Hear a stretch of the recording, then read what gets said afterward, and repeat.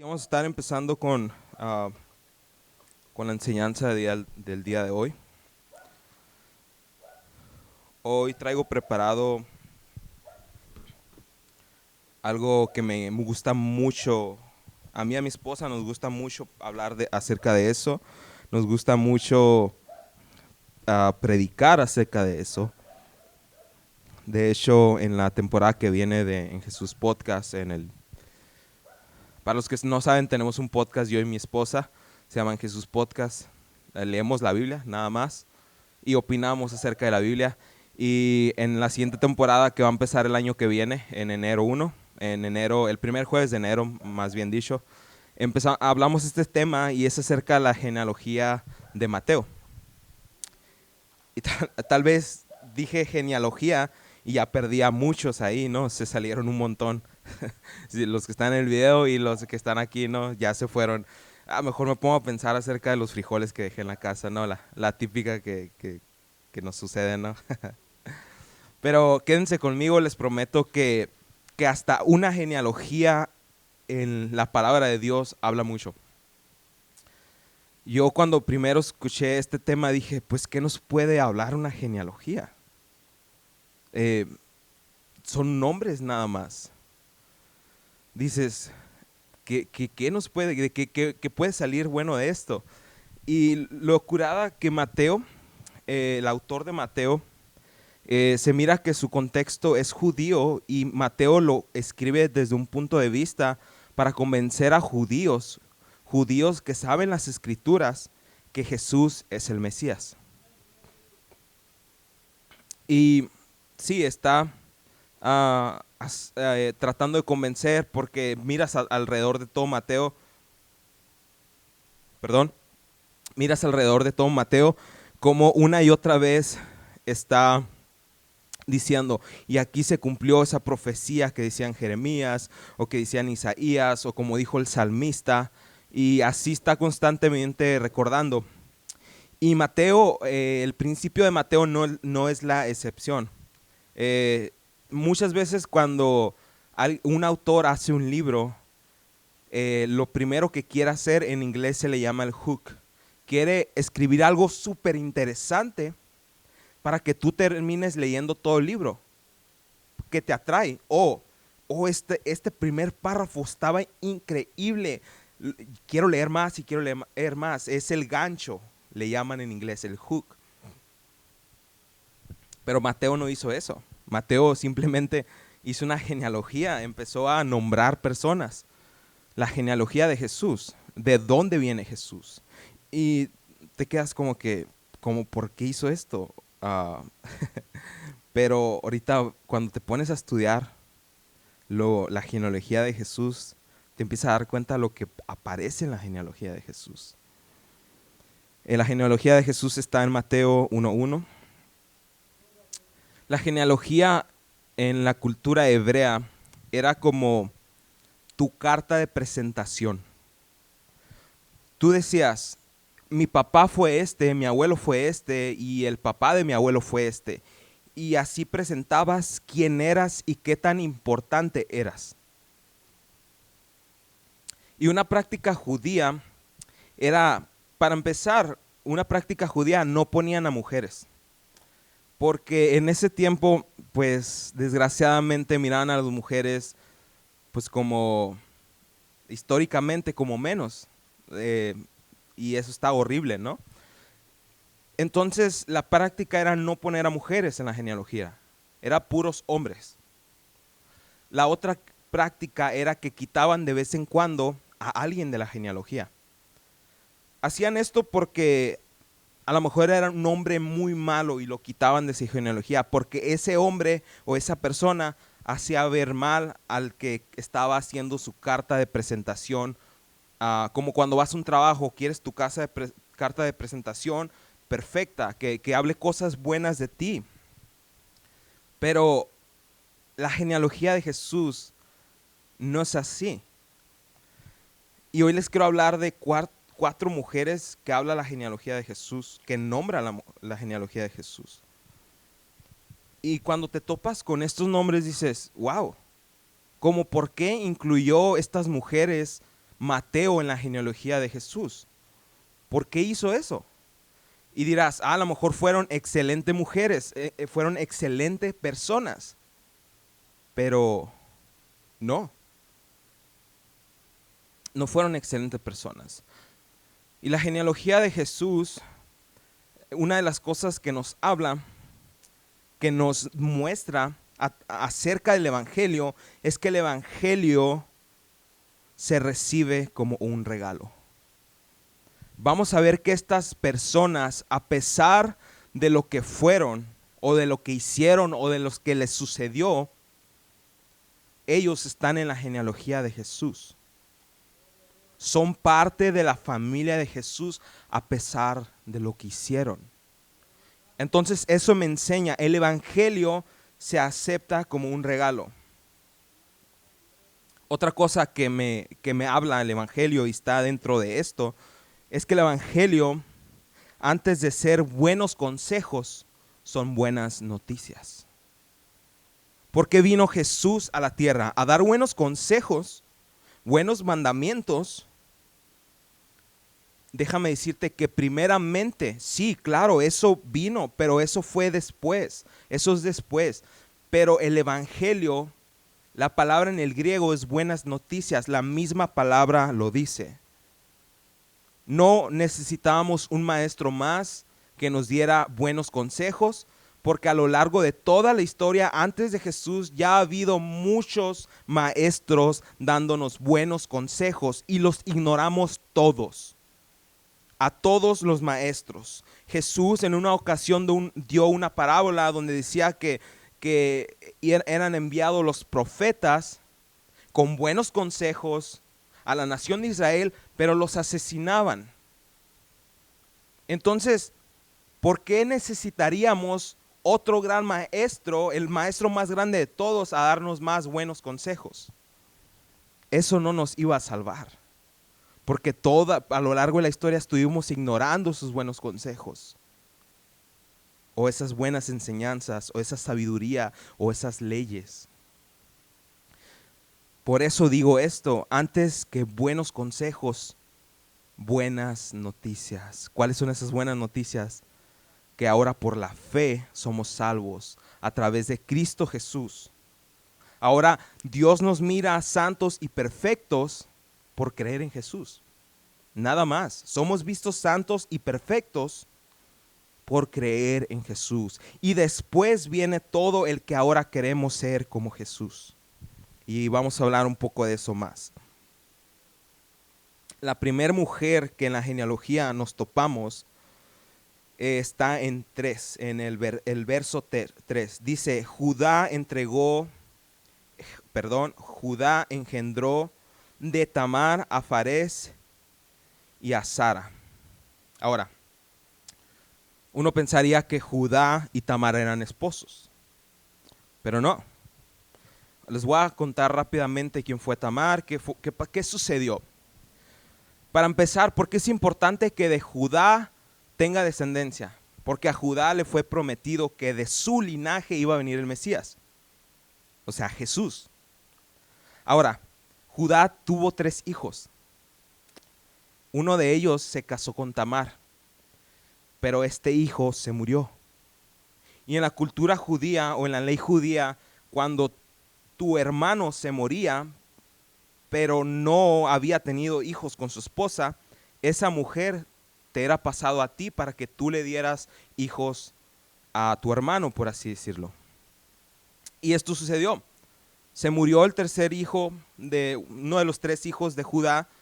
Entonces Tamar se quedó viuda. Entonces Tamar se le fue dado el otro hijo, el segundo, vamos a decir. Pero dice la Biblia que este hijo al parecer no le agradaba mucho a Tamar, porque no quería tener hijos con ella. Y Tamar se desesperaba, yo me imagino. La Biblia es muy explícita acerca de esto. Dice que, va a ponerlo rápido en pocas palabras, dice que él derramaba su semilla en el piso para no embarazarla. Y dice la Biblia que Dios se enojó con él y se lo llevó, vamos a decirlo, le quitó la vida. ahora Tamar, y si pueden ver cómo esto puede ser un problema, porque, Judá tiene que seguir con su descendencia, pero ya se le murió un hijo, el otro no quiere tener hijos, entonces Dios le quita la vida, entonces ya solamente queda un hijo. Y la ley judía decía que se tenía que casar con Tamar. Y Tamar le decía a su suegro Judá, ¿cuándo me vas a dar al otro hijo? Pero su suegro la evitaba. Sí, ahorita a lo mejor decía, no, sí, mañana o en un año. Y no, no sucedía, no sucedía. Entonces Tamar se dio cuenta que no estaban los planes de Judá darle a su tercer hijo. Quién sabe, yo a lo mejor pienso, puede ser, ¿no? Que Judá ya tenía miedo, no, pues esta mujer ya se le murieron dos personas, dos esposos, no quiero que mi último hijo se quede, ¿no? Entonces Tamar, vamos a ponerlos así, se da cuenta de esto, que su intención no es darle a ese hijo. Y si Tamar no le da a ese hijo, Tamar se queda sola. Y en el contexto histórico, una mujer que era viuda y que ya había sido casada, ya había estado casada 2 veces, era una persona que no sabía cómo iba a comer.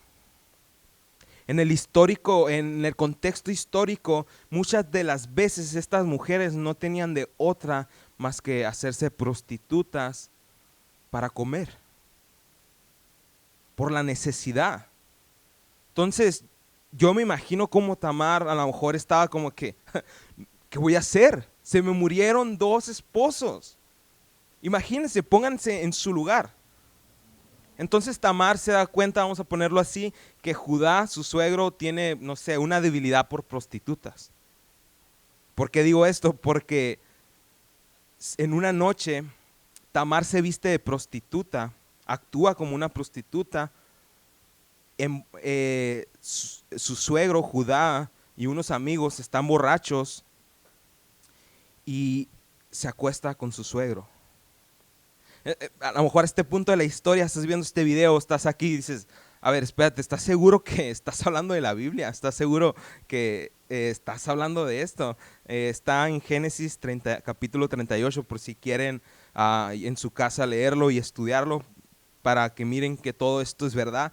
Pero sí, eso está en la Biblia. ¿Por qué estará en la Biblia? Ahorita vamos a hablar un poco de eso. Entonces, Tamar se acuesta con Judá y pasa el tiempo y le dicen a Judá después, le dicen, oye, tu nuera, sí se dicen, tu nuera está actuando como prostituta, le dicen. Entonces Judá dice, vayan y mátenla. Van y quieren matarla, entonces Tamar dice, estoy embarazada y de la persona que estoy embarazada tengo ese cinto. Entonces levanta el cinto de Judá. Y Judá luego dice, no, no la maten. Entonces, por eso, ¿por qué poner esto en una genealogía? No, si pueden ver cómo no ponen mujeres en las genealogías, pero Mateo adrede puso que Judá de Tamar engendró a su hijo, para que te acuerdes de la historia. Como diciéndote, ella es parte de la familia de Jesús, ella es parte de la genealogía de Jesús, es de su descendencia, y tal vez no se lo merecía, por lo que hizo tal vez.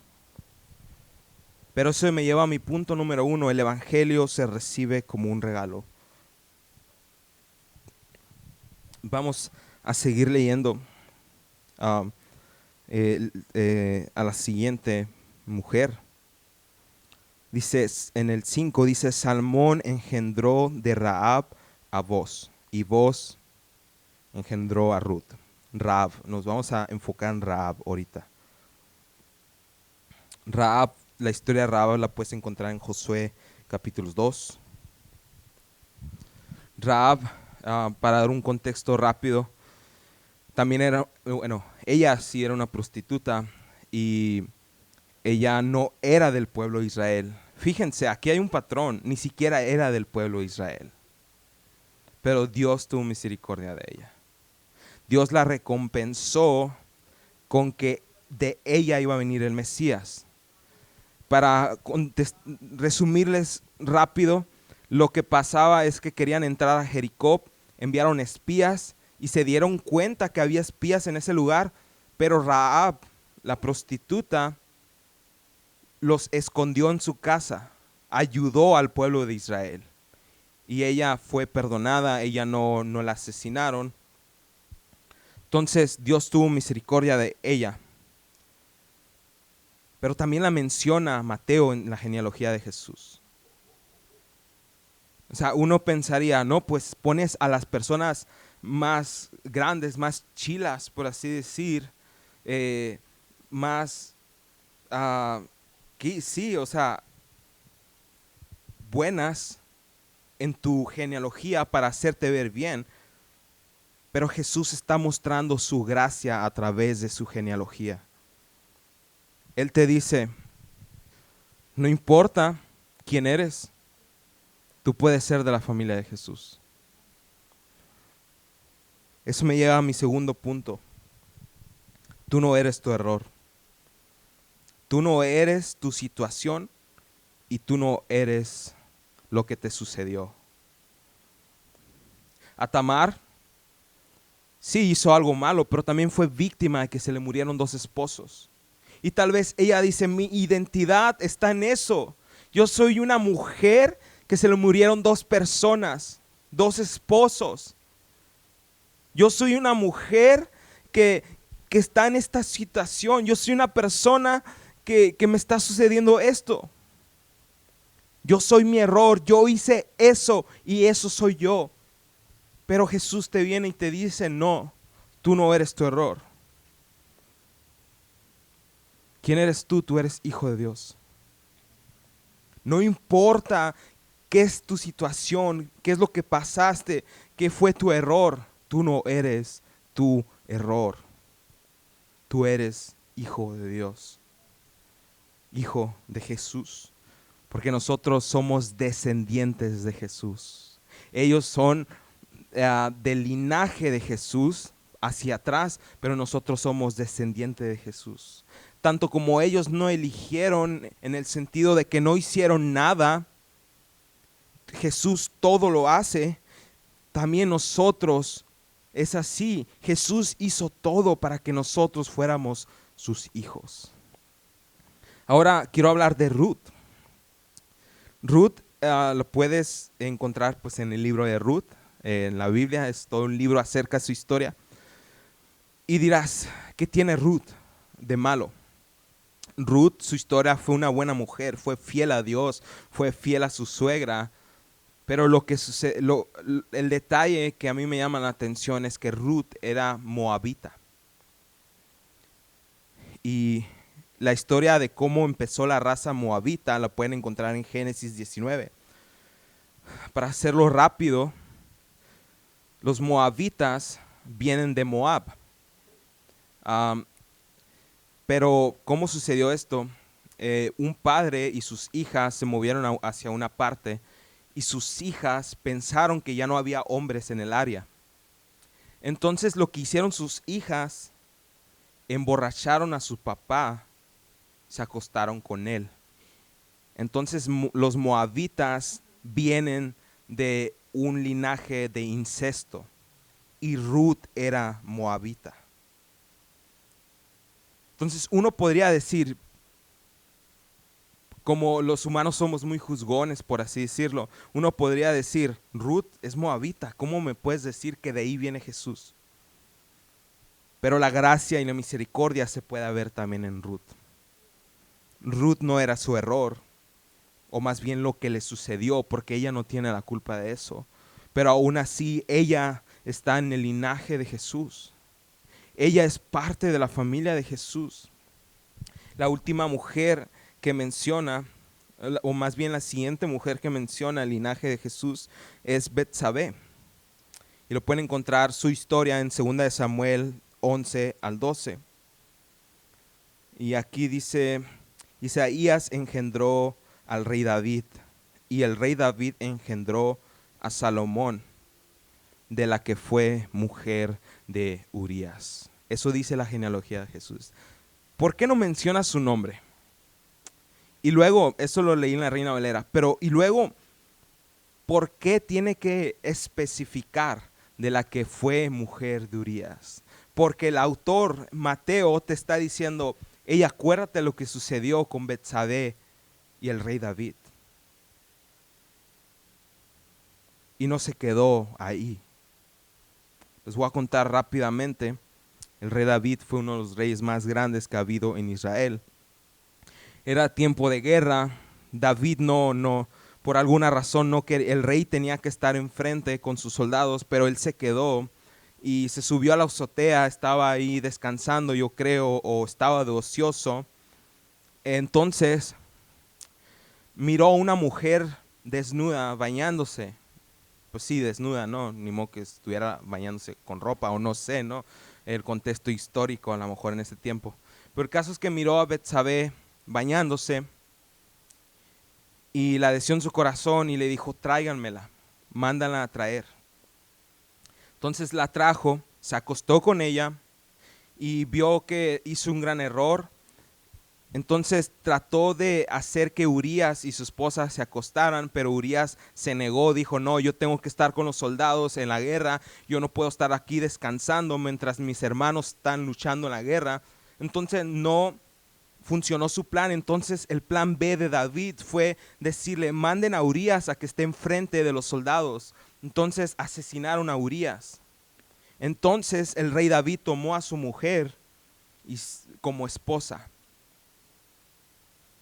Tantas cosas que están mal con esto. David sí se robó a su mujer, luego lo asesinó y luego la tomó como esposa.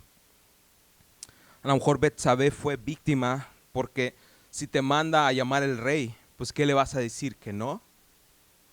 Pero también hizo este error ella. Y el profeta Samuel le dice, ok, esto es lo que va a pasar.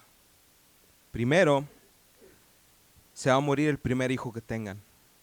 Y falleció. Y luego siempre va a haber problemas en tu casa, David. Y luego siempre va a haber espada en tu casa. Le dice varias cosas que va a suceder. Varios castigos. Varias consecuencias de sus actos.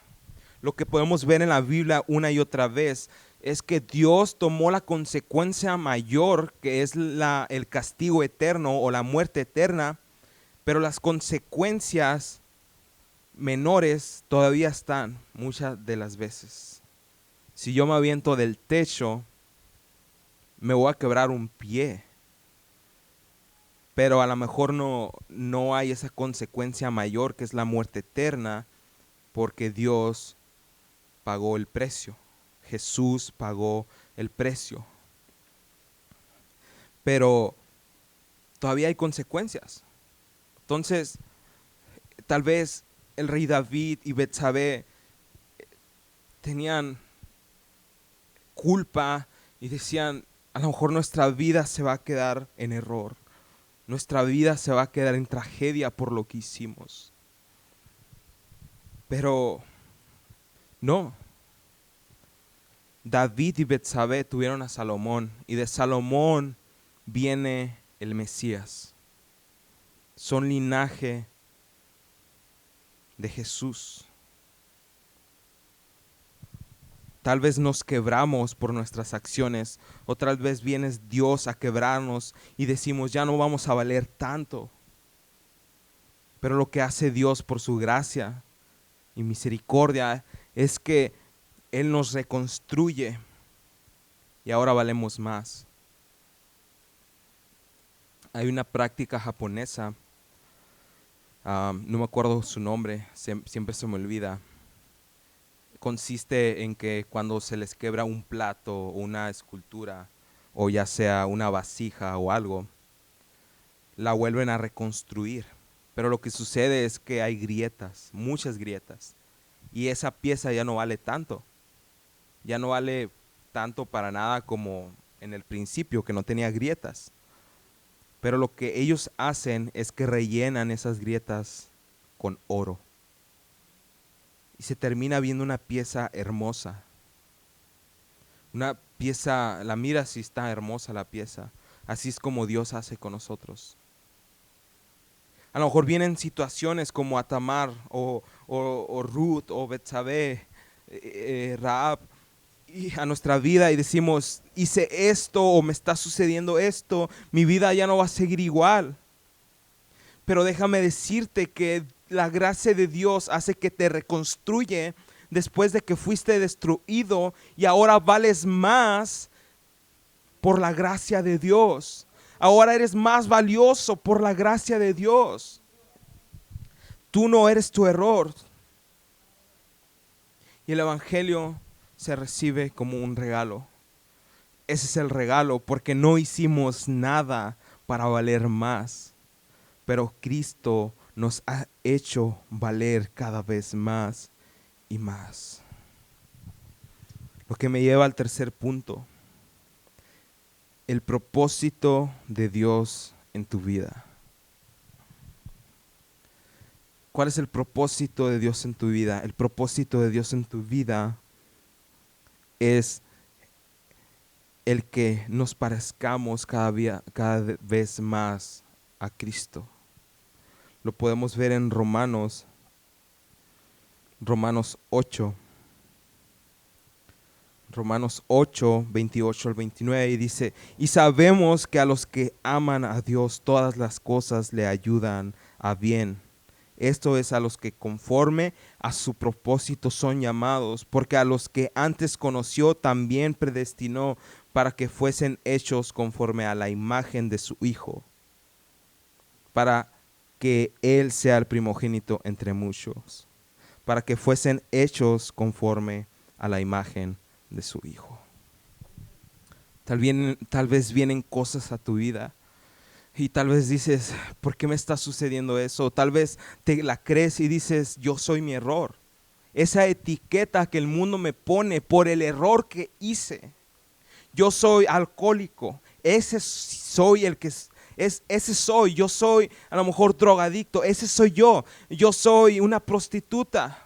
Pero déjame decirte que tú no eres tu error y en el reino, en la mesa, tanto rey y como prostituta son lo mismo. Tanto como el rey David y estas mujeres están en el linaje de Jesús, tanto como nosotros con nuestros errores podemos ser hijos de Dios. Todos estamos sentados a la mesa con Jesús. ¿Y qué es lo que tenemos que hacer para sentarnos a la mesa con Jesús? Creer en Jesús. Lo dice Juan, dice, más a todos los que le recibieron, a los que creen en su nombre, les dio potestad de ser hechos hijos de Dios. Todos los que creen en su nombre. Creer en su nombre, recibirle. Creer en Jesús es recibir a Jesús. Creer en Jesús es aceptar a Jesús. Pero para creer en Jesús tienes que conocer a Jesús. Tienes que saber quién es Jesús.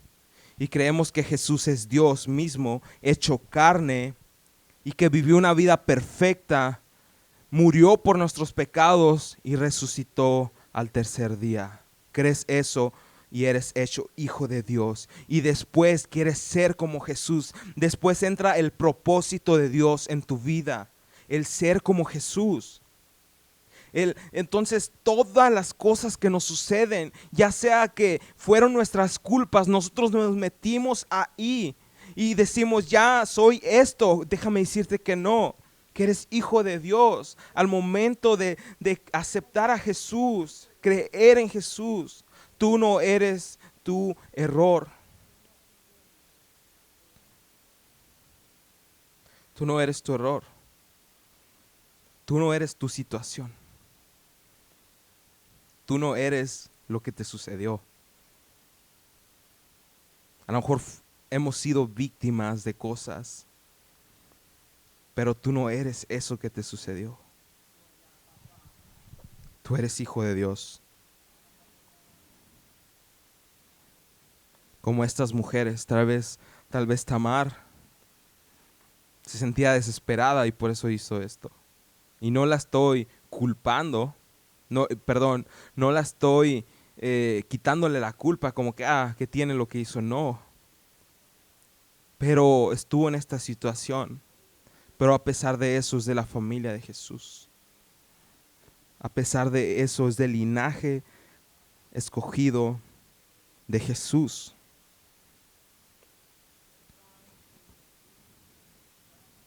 Me gustaría terminar con este texto que está en Apocalipsis 3, verso 20, y dice: He aquí yo estoy a la puerta y llamo. Si alguno oye mi voz y abre la puerta, entraré a él y cenaré con él, y él conmigo. Él está a la puerta tocando. Hey, mírame, conóceme, para que creas que yo pagué tus pecados en aquella cruz. Y yo voy a entrar contigo, entraré a ti, cenaré contigo, a pesar de tus errores, a pesar de lo que te sucedió, a pesar de lo que fuiste víctima de, a pesar de tu situación. No importa lo que te sucedió, tú no eres tu error. Tú eres hijo de Dios, tú eres hijo de Jesús, eres de la descendencia de Jesús. ¿Y qué tenemos que hacer? Nada más que recibir, más que creer en Jesús. Él está a la puerta y Él quiere cenar. Todos vamos a estar en la misma mesa. Todos estamos en la misma mesa con Jesús. Me recuerda esta historia tan hermosa de Mefiboset. Mefiboset, para darles un poco de contexto rápido, era el heredero al trono, descendiente del rey Saúl. Pero lo que sucedió es que el rey Saúl ya no estaba en el poder. El que estaba en el poder era el rey David.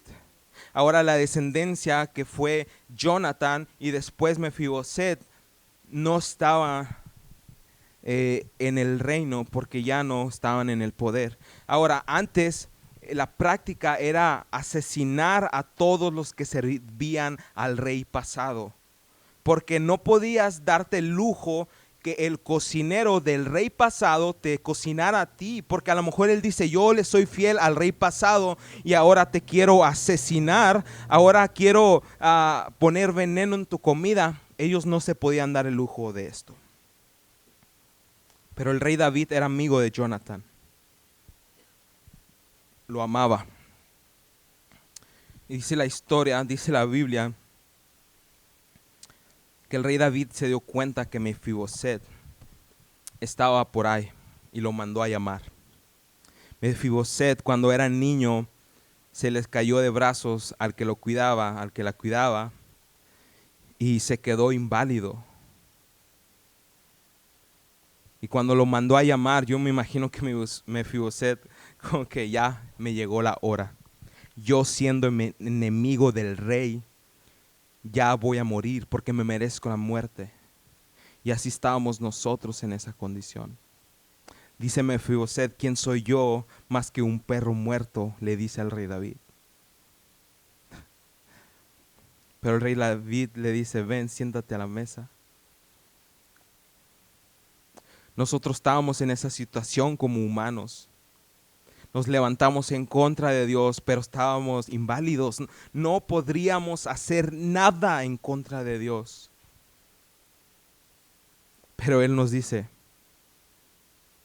si eres mi enemigo, pero voy a morir por ti, así que siéntate a la mesa. Todos podemos ser de la familia de Jesús, sin importar qué. A Mefiboset se le regresó el dinero y las tierras que le pertenecían. Y eso es lo que promete Cristo. Te vamos a regresar todo lo que te mereces. Más bien todo lo que ya no te merecías, pero a través de Jesús ahora Él te promete. Déjame leer una vez más este versículo. He aquí yo estoy a la puerta y llamo. Si alguno oye mi voz y abre la puerta, entraré a él y cenaré con él y él conmigo. Dios es bueno. Yo creo que nunca, hasta que estemos con Él, vamos a terminar de aprender cada vez más de su amor.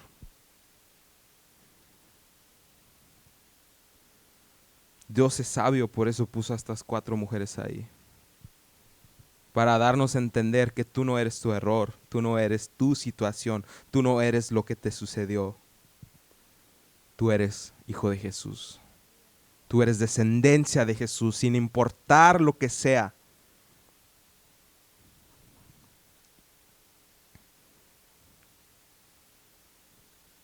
Somos sus hijos y estamos a la mesa con Él.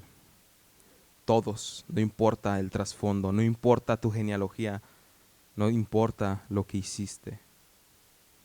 Estamos a la mesa con Jesús.